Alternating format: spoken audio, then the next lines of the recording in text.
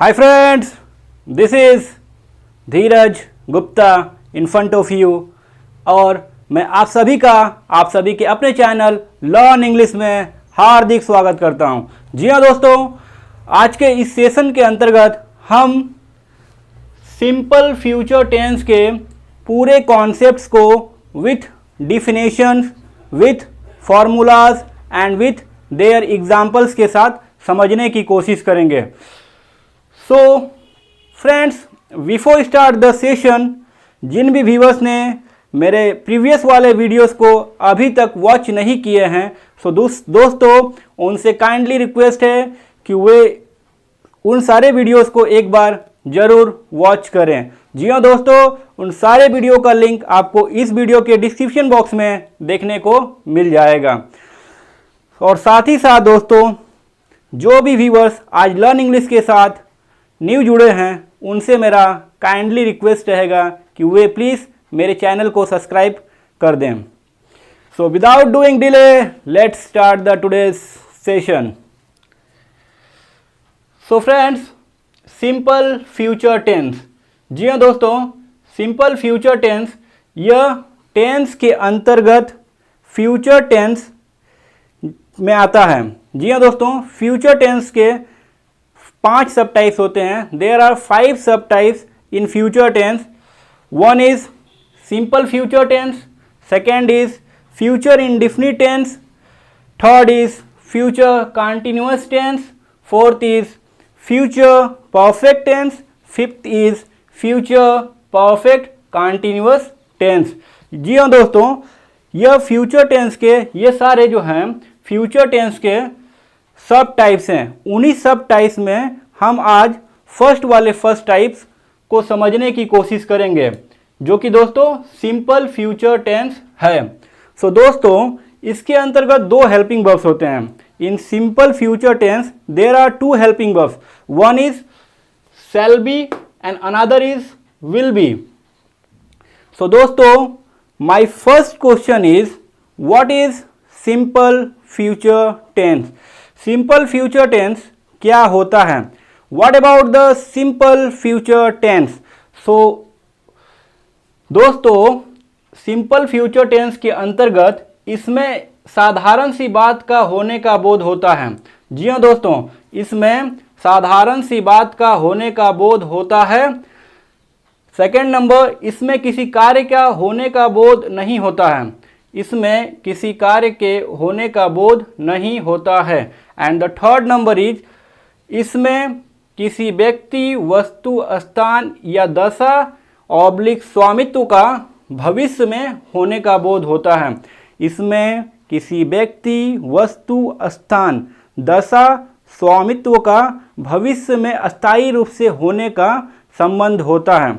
जी हाँ दोस्तों, यहाँ दशा और स्वामित्व से कंडीशन एंड प्रोस्पेरिटी, जी हाँ दोस्तों, कंडीशन एंड प्रोस्पेरिटी से होता है। So friends, my second question is how will we recognise simple future tense. जी हाँ दोस्तों, सिंपल फ्यूचर टेंस की पहचान हम कैसे करेंगे? सो दोस्तों, जिस तरह से हर एक व्यक्ति का पहचान हम उसके नाम और उसके प्रोफेशन के जरिए करते हैं, उसी तरह से दोस्तों सिंपल फ्यूचर टेंस का भी पहचान होता है, परंतु इसके पहचान करने का तरीका कुछ अलग होता है। तो कैसे होता है वह तरीका, आइए जानते हैं। सो दोस्तों, जिस भी वाक्य के अंत में आपको गा, गे, गी मुख्य क्रिया के रूप में देखने को मिलेगा और उसका संबंध अस्थायी रूप से भविष्य में बना रहेगा, तो दोस्तों समझ जाइए कि वह वाक्य हमारा सिंपल फ्यूचर टेंस का है। सो आइए दोस्तों, कुछ एग्जाम्पल्स के जरिए हम समझने की कोशिश करते हैं कि सिंपल फ्यूचर टेंस के अंतर्गत कैसे एग्जाम्पल्स होते हैं। So examples of the simple future tense. My first example is मैं तैयार रहूँगा। मैं तैयार रहूँगा। सो दोस्तों, जैसा कि आपको लास्ट में देख भी रहा है, मैं तैयार रहूँगा, इसके लास्ट में है दोस्तों गा। जैसा कि पहचान में भी आपने देखा था गा गे गी। सो दोस्तों समझ गए, मैं तैयार रहूँगा, तो ये हमारा सेंटेंस सिंपल फ्यूचर टेंस का है। यह दोस्तों एक साधारण सा वाक्य है, इसके अंतर्गत किसी भी प्रकार का कार्य का होने का बोध नहीं हो रहा। जी हाँ दोस्तों, किस तरह से सेंटेंस के अंतर्गत कार्य होता है इसके ऊपर मैंने ऑलरेडी एक वीडियो बना दिया है, जिसका लिंक इस वीडियो के डिस्क्रिप्शन बॉक्स में आपको मिल जाएगा। सो जाइए और इस वीडियो को एक बार ज़रूर वॉच कर लीजिए। सो दोस्तों, मैं तैयार रहूँगा कहने का मतलब क्या है दोस्तों, कि मैं वर्तमान में तैयार नहीं हूँ। मान के चलिए दोस्तों कि आपके धीरज सर कह रहे हैं कि मैं तैयार रहूँगा, मैं तैयार रहूँगा। सो दोस्तों, मैं वर्तमान में अभी प्रेजेंट टाइम में तैयार नहीं हूँ। मैं किसी को कह रहा हूँ कि मैं तैयार रहूँगा, तुम आना, मैं तैयार रहूँगा। सो दोस्तों, कहने का मतलब यह है कि स्थिति भविष्य में अस्थायी रूप से बनी रहेगी। सेंटेंस से समझ में आ रहा है। And my second example is, हम लोग नेता बनेंगे। जी हाँ दोस्तों, हम लोग नेता बनेंगे। कोई भी दोस्तों अभी हम लोग नेता नहीं हैं। हम लोग क्या कर रहे हैं, इच्छा जाहिर कर रहे हैं कि भविष्य में हम लोग नेता बनेंगे। सो दोस्तों, इसकी स्थिति को दर्शा रहा है कि वह भविष्य में नेता बनेगा। और लास्ट में दोस्तों आप देख भी पा रहे हैं कि यहाँ पे गे है। And the third example is, Radhika बीमार होगी। जी हाँ दोस्तों, कहने का मतलब है कि अंदेशा लगाया जा रहा है कि वो फ्यूचर में बीमार होगी, भविष्य में। फोर्थ एग्जाम्पल इज, वह महान आदमी बनेगा। वह महान आदमी बनेगा।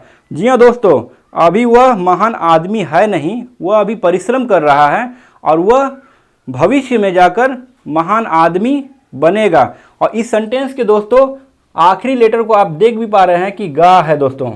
सो दोस्तों, वह भविष्य में अपनी स्थिति को कायम रखेगा। And my fifth example is, वे लोग खुश रहेंगे। वे लोग खुश रहेंगे। जी हाँ दोस्तों, वे लोग अभी खुश नहीं हैं। प्रेजेंट में, in the present they are not happy. यहाँ पे दोस्तों अनुमान लगाया जा रहा है कि वे लोग अपनी स्थिति को भविष्य में अस्थायी रूप से बनाए रखेंगे। सो वे लोग खुश रहेंगे। सो आइए दोस्तों, अब हम सिंपल फ्यूचर टेंस के अंतर्गत जो दो हेल्पिंग वर्ब्स आते हैं, शैल बी और विल बी का प्रयोग according to the chart of the person and according to the subject, कौन सा हेल्पिंग वर्ब्स किस सब्जेक्ट के अनुसार यूज होगा, आइए इस कॉन्सेप्ट को समझने की कोशिश करते हैं। जी हाँ दोस्तों, चार्ट ऑफ द पर्सन के अंतर्गत पर्सन, सिंगुलर एंड प्लूरल आते हैं। पर्सन को दोस्तों हिंदी में हम व्यक्ति कहते हैं, सिंगुलर को एक वचन एंड प्लूरल को बहुवचन कहते हैं। जी हाँ दोस्तों, फर्स्ट पर्सन सिंगुलर के अंतर्गत आई आता है, जिसे दोस्तों हिंदी में मैं कहते हैं, और इसके साथ दोस्तों शैल बी का प्रयोग होगा। जी हाँ दोस्तों, एंड फर्स्ट पर्सन प्लूरल के अंतर्गत वी आता है, जिसे हम हिंदी में हम लोग कहते हैं, और इसके साथ भी दोस्तों शैल बी का प्रयोग होगा। सेकेंड पर्सन के अंतर्गत सिंगुलर में भी यू आते हैं एंड प्लूरल में भी यू आते हैं, जिसको दोस्तों हिंदी में तुम लोग कहते हैं या आप कहते हैं। सो दोस्तों, second person singular and plural के साथ विल बी का प्रयोग होगा दोस्तों, विल बी का प्रयोग होगा। एंड थर्ड पर्सन सिंगुलर के अंतर्गत दोस्तों ही, सी, इट, किसी एक व्यक्ति का नाम, किसी एक जानवर का नाम, दिस, दैट आते हैं। जी हाँ दोस्तों, ही को हिंदी में वह कहते हैं, सी को दोस्तों हिंदी में भी वह कहते हैं, परंतु ही जो होता है वह पुरुष के लिए यूज़ किया जाता है, और जो सी होता है दोस्तों वह स्त्री के लिए यूज़ किया जाता है।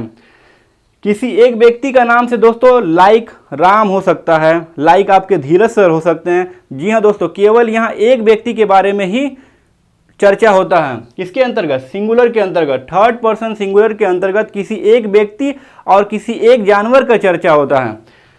और दोस्तों इसके साथ भी विल बी का प्रयोग होगा। एंड थर्ड पर्सन प्लूरल के अंतर्गत दे, दीज, दोज, एक से अधिक व्यक्ति का नाम और एक से अधिक जानवर का नाम आते हैं दोस्तों। दे को दोस्तों हिंदी में वे लोग कहते हैं, दीज को ये सब कहते हैं और दोस्त को वे सब कहते हैं। जी हाँ दोस्तों, थर्ड पर्सन प्लूरल के अंतर्गत जो हेल्पिंग वर्ब्स आएगा वह है विल बी। तो दोस्त ऑफ द पर्सन के अंतर्गत जो ये सब हमारे दिख रहे हैं, I, we, you, he, she, it, किसी एक व्यक्ति का नाम, किसी एक जानवर का नाम, दे, दीज, दोस्त, ये हमारे क्या है? ये हमारे सब्जेक्ट होते हैं। सो दोस्तों, जैसा कि दोस्तों मैंने अपने प्रीवियस क्लास पे already chart of the person के बारे में बेहतरीन ढंग से सिखाया है दोस्तों, जिसका लिंक आपको इस वीडियो के डिस्क्रिप्शन बॉक्स में मिल जाएगा दोस्तों। सो दोस्तों, आप लिंक पे जाइए और इस वीडियो का भी अच्छे तरह से समझ लीजिए। सो दोस्तों, अब हम कुछ एग्जाम्पल्स के जरिए, जी हाँ दोस्तों, अब हम कुछ एग्जाम्पल्स के जरिए सिंपल फ्यूचर टेंस को और भी दृढ़ता और भी मजबूती के साथ और प्रबलता के साथ समझने की कोशिश करेंगे। जी हाँ दोस्तों, जैसा कि ऑलरेडी मैंने बोर्ड पर लिख रखा है, sentence, Hindi sentence, formulas and English translate. जी हाँ दोस्तों, sentence, Hindi sentence, formulas and English translate. So दोस्तों, आइए सेंटेंस के बारे में पहले हम हल्का फुल्का समझ लेते हैं। जी हाँ दोस्तों, sentence, there are 6 types of the sentence.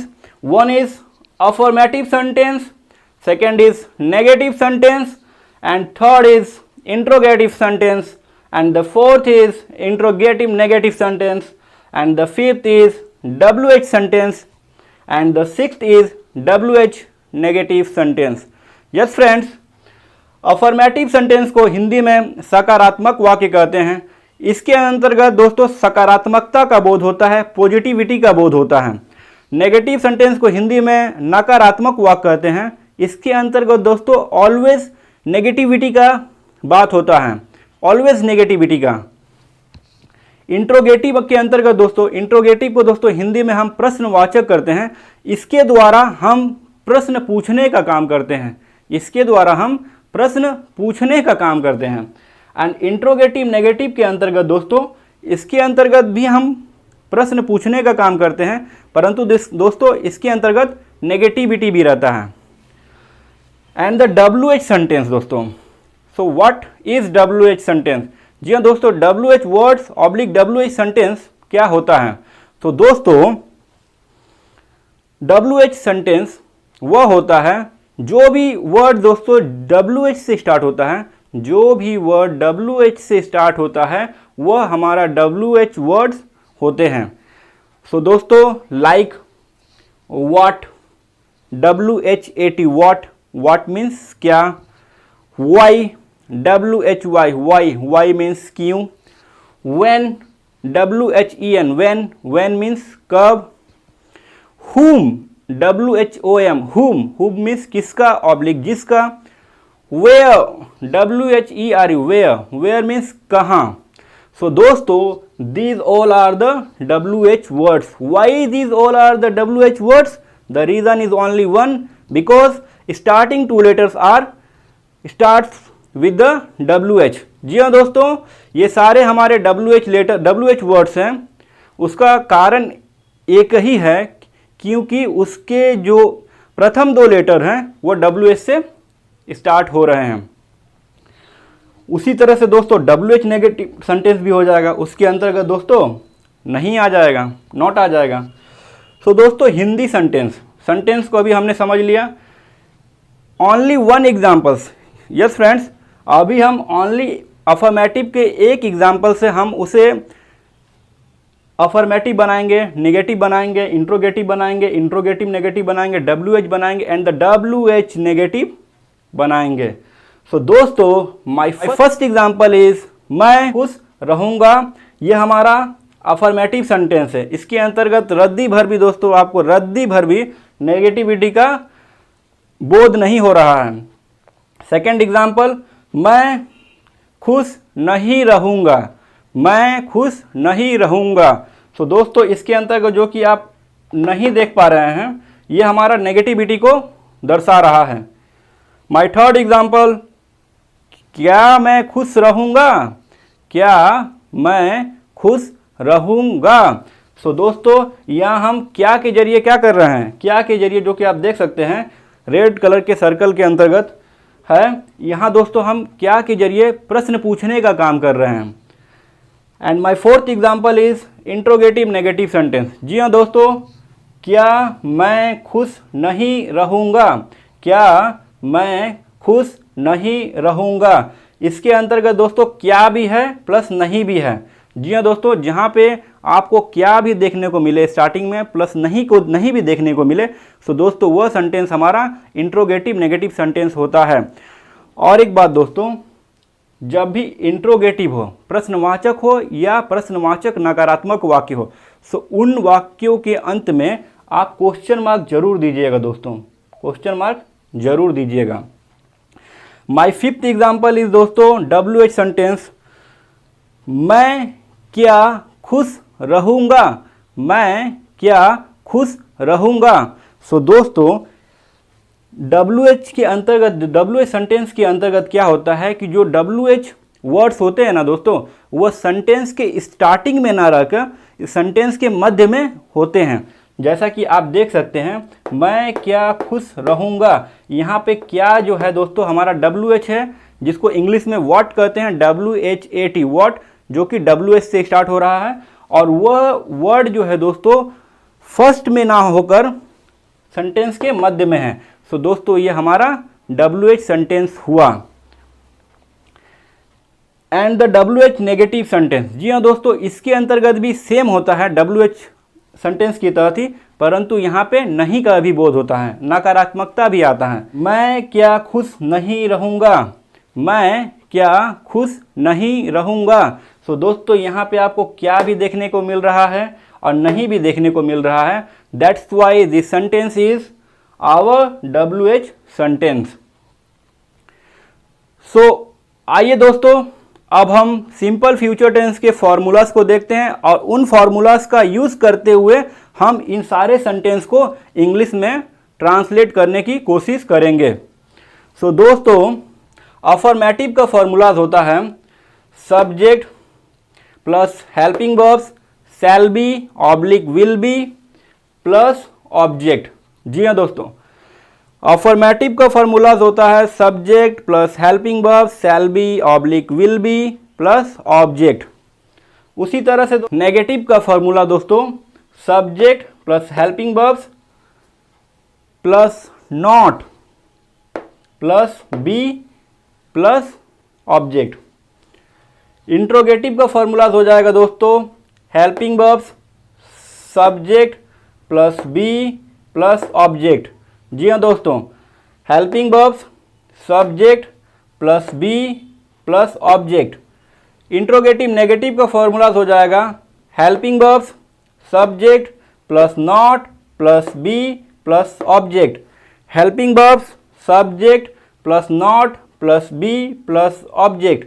WH sentence का फॉर्मूलाज क्या हो जाएगा दोस्तों, इसके अंतर्गत क्या होता है कि दोस्तों हेल्पिंग वर्ब्स से पहले WH आ जाता है। जी हाँ दोस्तों, WH वर्ड्स जो होते हैं वो हेल्पिंग वर्ब से पहले आ जाते हैं। तो WH words helping verbs plus subject plus be plus object. WH sentence plus helping verbs plus subject plus be plus object. And the my last sentence is WH negative sentence. जी हाँ दोस्तों, WH negative sentence का formulas होता है WH plus helping verbs plus subject plus not plus be plus object. और एक बार WH plus helping verbs plus subject plus not plus be plus object. तो दोस्तों अभी हमने sentence, Hindi sentence and formulas को जाने। आइए दोस्तों इन चीज़ों का उपयोग करते हुए हम इन सारे हिंदी सेंटेंस को इंग्लिश में ट्रांसलेट करने की कोशिश करते हैं। So my first example is मैं खुश रहूँगा, जी हाँ दोस्तों, मैं खुश रहूँगा, इसके अंतर्गत दोस्तों जो मैं को दोस्तों इंग्लिश में हम आई कहते हैं। जैसा कि मैंने अभी आपको बताया कि आई के साथ दोस्तों शैल बी का प्रयोग होता है। क्या प्रयोग होता है? आई के साथ शैल बी का प्रयोग होता है। और खुश का दोस्तों इंग्लिश होता है हैप्पी होता है। और किसी भी अफर्मेटिव सेंटेंस का दोस्तों जो फर्स्ट लेटर होता है वह हमारा सब्जेक्ट होता है और लास्ट लेटर जो होता है वह हमारा हेल्पिंग वर्ब्स होता है और जो रिमेनिंग बच जाता है वह हमारा ऑब्जेक्ट होता है। तो दोस्तों अब हम जान गए जैसा कि सब्जेक्ट हमारा यहाँ क्या हुआ दोस्तों? सब्जेक्ट हमारा आई हुआ। हेल्पिंग वर्ब्स क्या यूज़ होगा? आई के साथ दोस्तों शैल बी का यूज होगा। और खुश का दोस्तों हैप्पी होता है, तो इसका इंग्लिश ट्रांसलेट क्या हो जाएगा?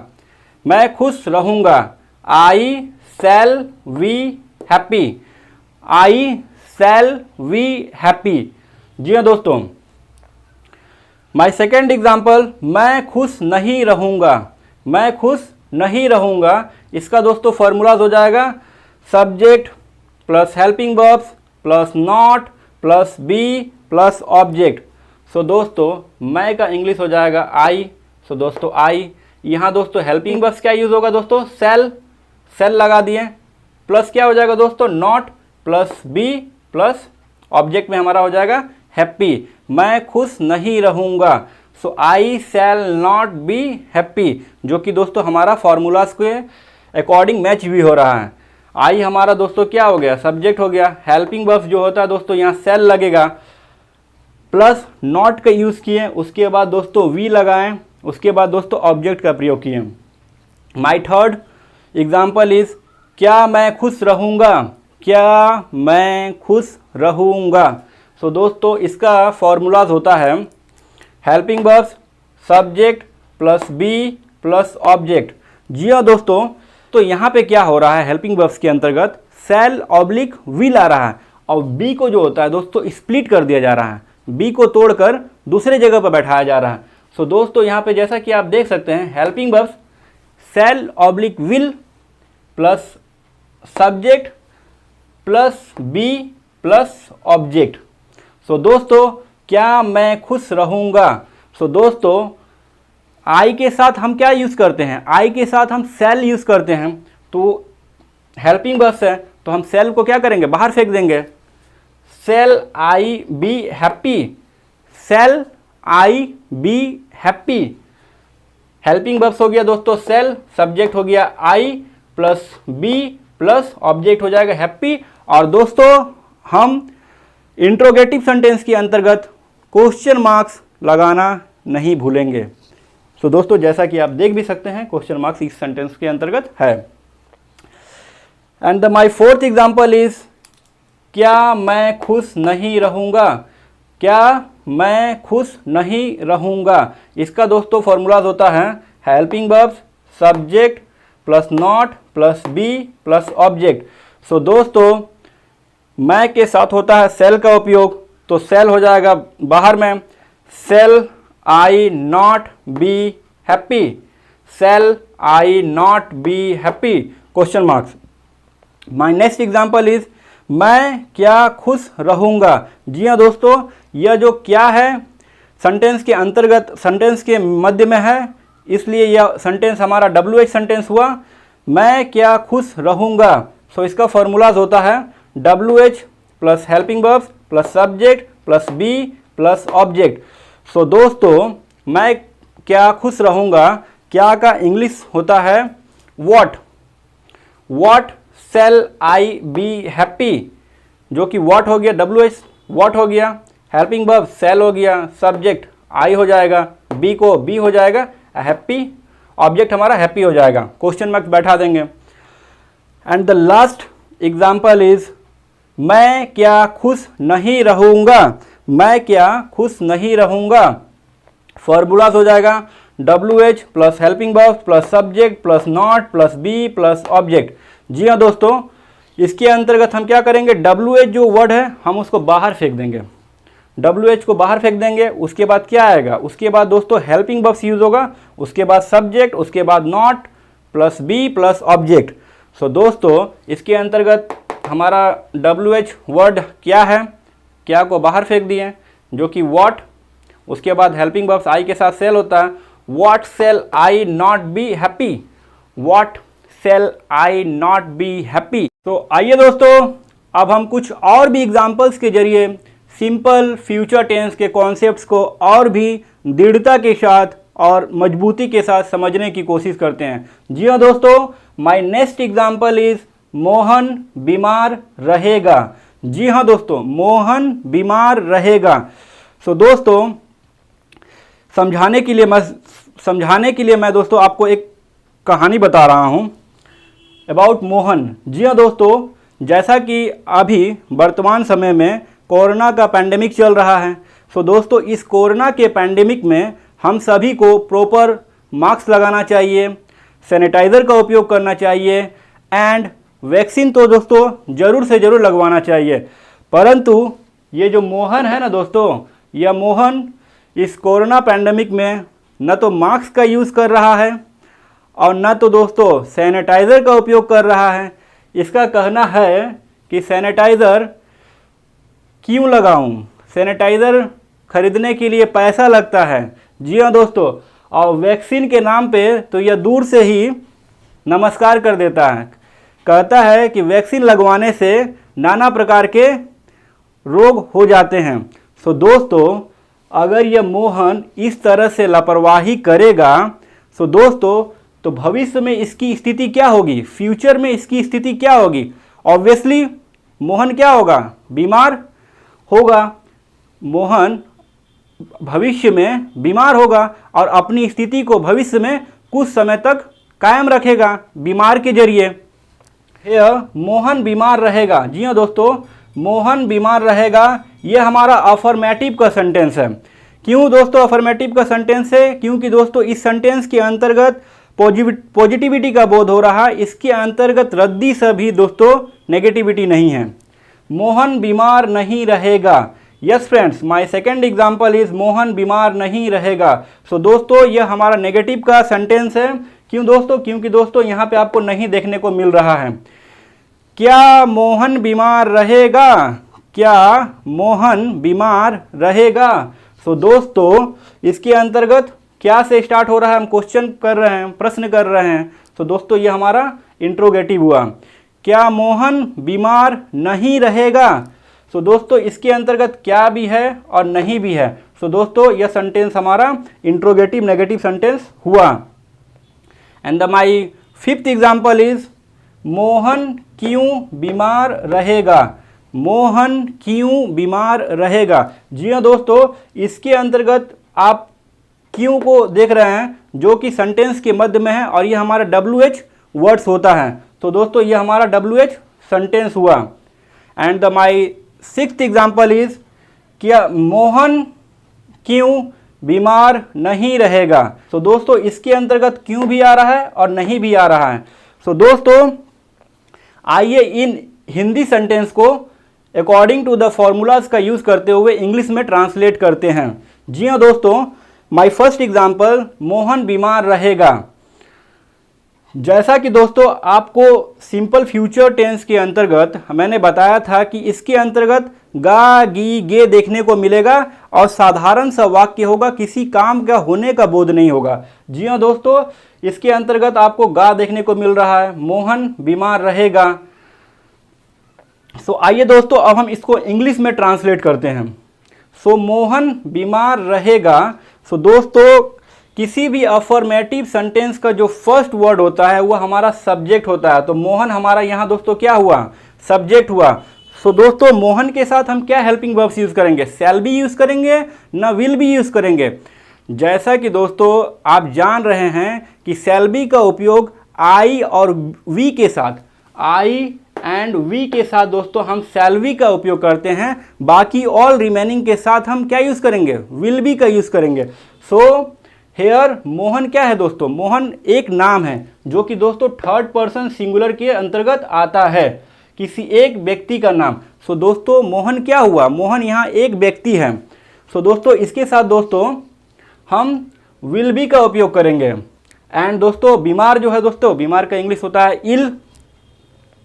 सो आइए फॉर्मूलाज का यूज करते हुए इसको इंग्लिश में ट्रांसलेट करते हैं।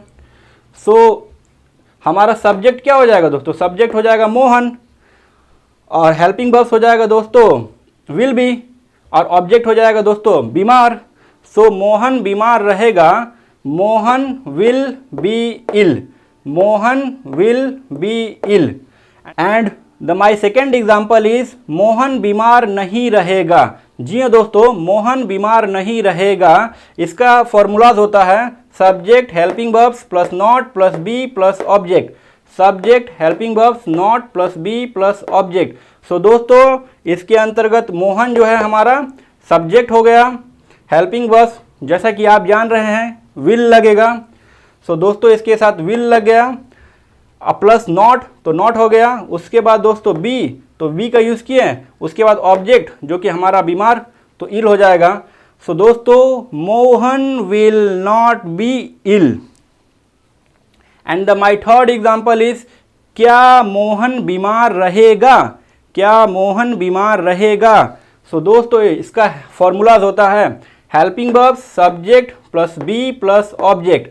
आइए इसे भी कर देते हैं। जैसा कि हम जान रहे हैं दोस्तों कि मोहन के साथ विल का प्रयोग होगा, तो विल को हम क्या करेंगे, विल को बाहर फेंक देंगे, तो हो जाएगा विल मोहन बी इल। जैसा कि हमारा हेल्पिंग वर्ब्स हो गया विल, सब्जेक्ट हो जाएगा मोहन, और बी हो जाएगा, और उसके बाद ऑब्जेक्ट हो जाएगा हमारा इल। और दोस्तों ये हमारा इंट्रोगेटिव सेंटेंस है, तो ज़रूर से ज़रूर दोस्तों क्वेश्चन मार्क दीजिएगा, जैसा कि मैंने यहाँ दिए हुए भी हैं। सो दोस्तों माय फोर्थ एग्जाम्पल इज क्या मोहन बीमार नहीं रहेगा, क्या मोहन बीमार नहीं रहेगा। सो दोस्तों इसका फॉर्मूलाज होता है helping verbs subject plus not plus be plus object, helping verbs subject plus not plus be plus object. So दोस्तों जैसा कि आप जान रहे हैं कि मोहन के साथ विल का प्रयोग होता है, तो विल को बाहर फेंक देंगे, will Mohan not be ill. जी हाँ दोस्तों, हेल्पिंग वर्ब्स हो गया विल, सब्जेक्ट हो गया मोहन, नॉट हो गया तो नॉट को नॉट का उसी तरह से कर देंगे, बी वी प्लस ऑब्जेक्ट हो जाएगा हमारा इल, क्वेश्चन मार्क्स लगाना नहीं भूलेंगे। एंड दोस्तों my fifth example is Mohan क्यों बीमार रहेगा, मोहन क्यों बीमार रहेगा। यह हमारा सेंटेंस दोस्तों WH सेंटेंस होता है। इसके अंतर्गत फॉर्मूलाज होता है WH plus helping verbs plus subject plus be plus object, WH helping verbs subject plus be plus object. So दोस्तों यहाँ दोस्तों हमारा WH है क्यों, जिसको इंग्लिश में हम कहते हैं वाई। सो दोस्तों वाई को बाहर फेंक दिए, WH हो गया वाई जो कि हमारा WH हो गया, हेल्पिंग वर्ब्स विल हो जाएगा जो कि दोस्तों मोहन के साथ विल लगता है, विल प्लस सब्जेक्ट हो जाएगा Mohan plus be plus object हो जाएगा ill. So why will Mohan be ill, why will Mohan be ill, और दोस्तों क्वेश्चन मार्क का साइन दे देंगे। एंड दोस्तों my sixth example is Mohan क्यों बीमार नहीं रहेगा, मोहन क्यों बीमार नहीं रहेगा। सो दोस्तों इसका फॉर्मूलाज होता है WH plus helping verbs plus subject plus not plus be plus object. जी हाँ दोस्तों, WH plus helping verbs plus subject plus not plus be plus object. So दोस्तों इसके अंतर्गत हम क्या करेंगे, WH को बाहर फेंक देंगे। So WH plus helping verbs हो जाएगा will plus Mohan plus not plus be plus ill, why will Mohan not be ill, why will Mohan not be ill. तो अभी हमने सिंपल फ्यूचर टेंस के कॉन्सेप्ट्स को कुछ एग्जाम्पल्स के जरिए काफ़ी अच्छे ढंग से सीखे। सो दोस्तों इतना मेहनत करने के बाद मैं आपसे एक लाइक का उम्मीद कर ही सकता हूँ। जी हाँ दोस्तों, और साथ ही साथ मेरे चैनल के साथ जो आज न्यू जुड़े हुए हैं वे प्लीज़ चैनल को सब्सक्राइब कर दें। जैसा कि दोस्तों आप इंग्लिश सीखना चाहते हैं, सो दोस्तों इंग्लिश सीखने के लिए आपको पेन एंड कॉपी लेकर कुछ एग्जाम्पल्स और भी प्रैक्टिस करना पड़ेगा दोस्तों। जी हाँ दोस्तों, जैसा कि और भी कुछ एग्जाम्पल्स आपके धीरज सर के द्वारा इस वीडियो के डिस्क्रिप्शन बॉक्स में दोस्तों दिया जाएगा। मैं चाहता हूँ कि दोस्तों आप इंग्लिश अच्छी तरह से सीखिए। जी हाँ दोस्तों, यदि आप इंग्लिश अच्छी तरह से सीखना चाहते हैं अपने धीरज सर के द्वारा, सो प्लीज़ दोस्तों चैनल को सब्सक्राइब कर दें, ताकि दोस्तों जब भी मैं इस तरह के धमाकेदार वीडियोस लाऊं, सो दोस्तों उसका नोटिफिकेशन शॉर्टली आप तक मिल सके। So friends, thank you for being with me. Take very good care of yourself. Goodbye. जय हिंद।